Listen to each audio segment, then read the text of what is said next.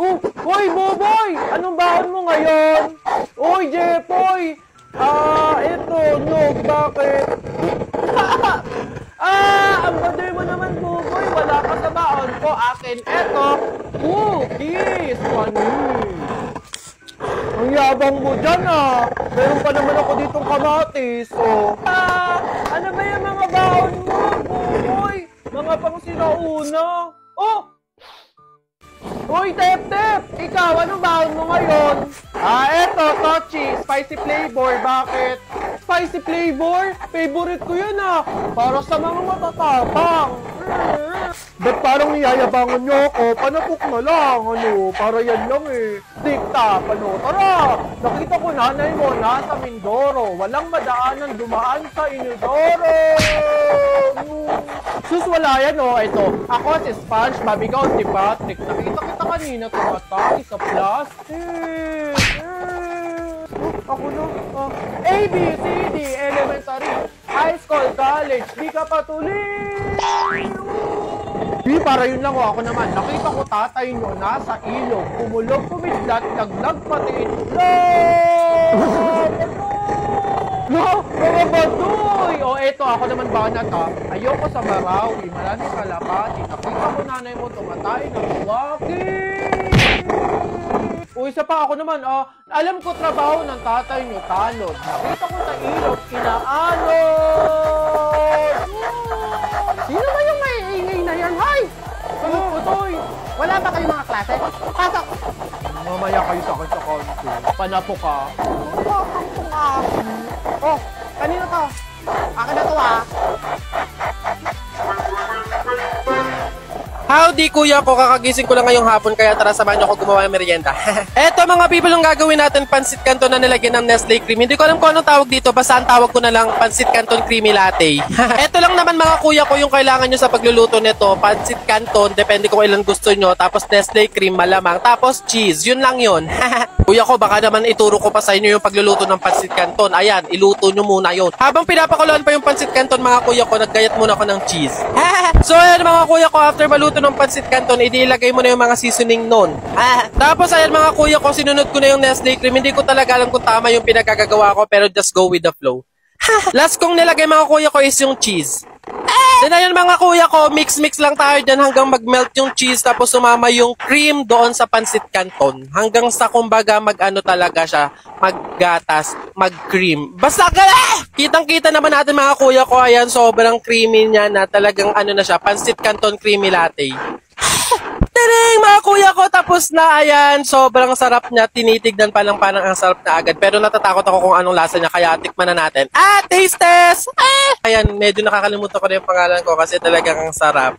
Promise, nakagawa na naman po ako ng maganda-ganda sa buhay ko ngayong araw na to. Promise, ang sarap talaga try nyo mga kuya ko kasi para talagang carbonara, ganun. Ayan mga kuya ko, bumulos pa siya talaga.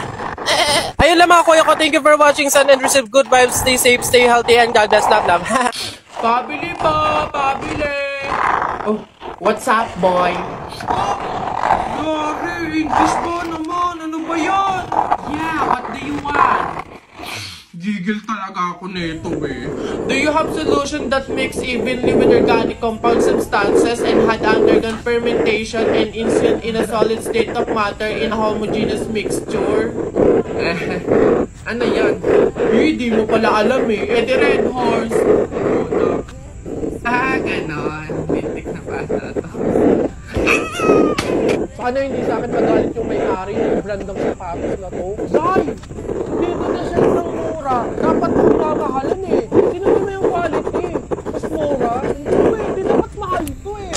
Mas mabait yung from 5,000 pesos to, syempre hindi mo titigan. I-click yung yellow button. Tignan mo kung gaano mababa, kung gaano affordable, kung gaano discount. Pero nakapagong sapatos! Ayaw man din!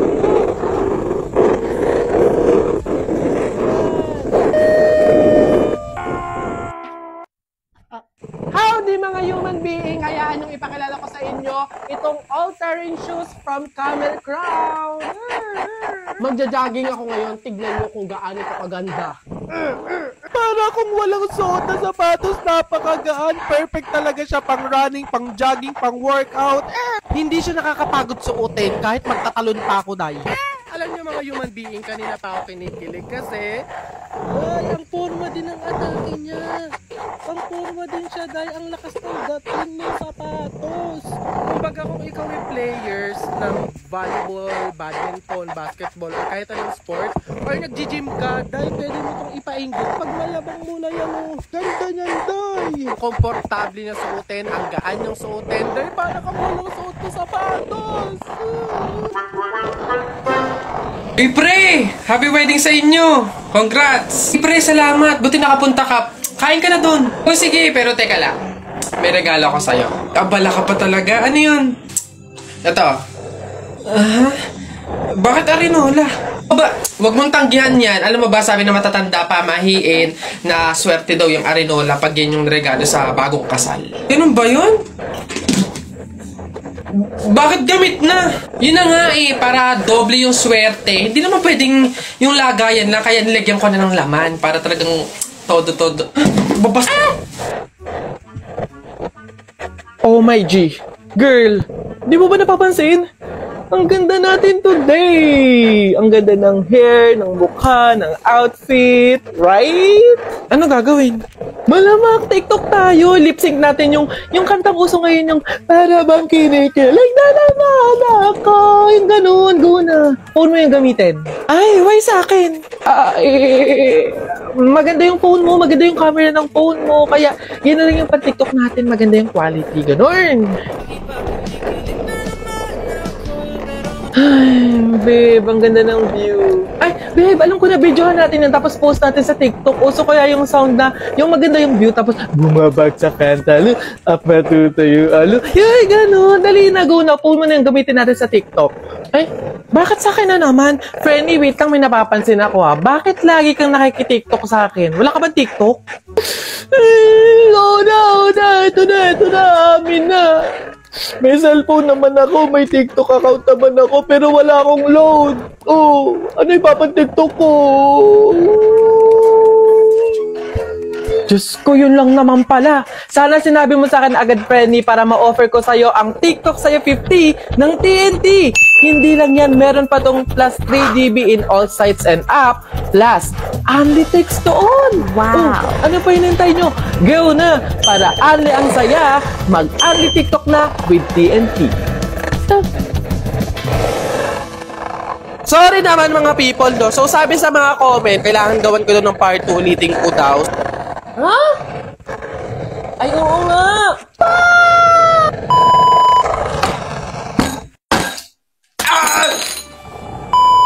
Lo, ba't kayo galit? Ba't kayo galit? Kakagising ko lang, nakita ko yung mga comment kung ano-ano sinasabi nyo, hindi porke bali ako. Panabok na lang, ano? Pag ganitong namamaga yung wisdom tip ko, sinasabi ko sa inyo, huwag nyo talaga ako iniinis talaga. Hahambalusin talaga! Mali naman talaga. Hindi ko naman alam. Wala naman nagsabi sa akin. Sana minessage nyo ako. Sinabihan nyo ako, inaway nyo ako para at least man lang alam ko kung paano yung gagawin.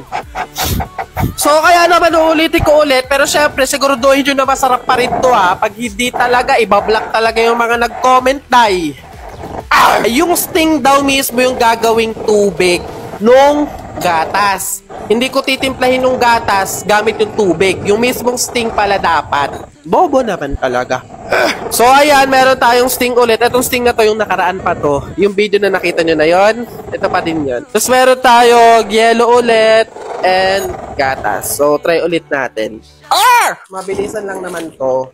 Per brand. Wala na, natapon-tapon na. Ang tagal naman. Tinama nyo ako. Minusgahan nyo ako. Kung ano-ano pinagkasabihin sa comment. 1,000 plus yun ha. Pag ito hindi pa din masarap kahit tama na yung gagawin ko, papakulang. O ayan na, hindi ko na siya lalagyan ng tubig. Hindi ko na siya titimplahan ng tubig. Yung sting mismo ang gagawing pangtimpla nito. Tingnan natin. Ano? Ang baboy hindi aesthetic. Kita nyo naman yan. Haluin natin. Hindi naman natin uubusin. Kasi pangit din naman yung lasa. Tas, lagyan natin ng yellow. Alam niyo, feeling ko, nararamdaman ko, giging proud kayo sa akin. Kasi parang natama ko yung pagkakamali ko. Ang gaan. Sa pakaramdam. Pag eto, hindi pa rin masarap, kahiya kayo ngayon. Moment of truth! Taste test! Ito pala kumakain. Nakain ko na.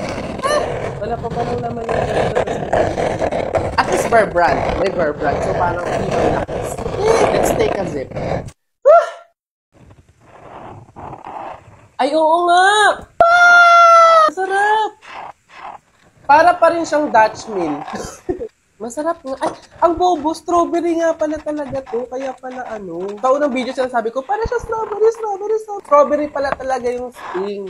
Hindi kasi nagbabasa, babe. Lasa siyang Dutch Mill. Alam mo yung mga frap or frappe sa coffee shop? Ganon. Pinagsama-samang prutas na binlender mo.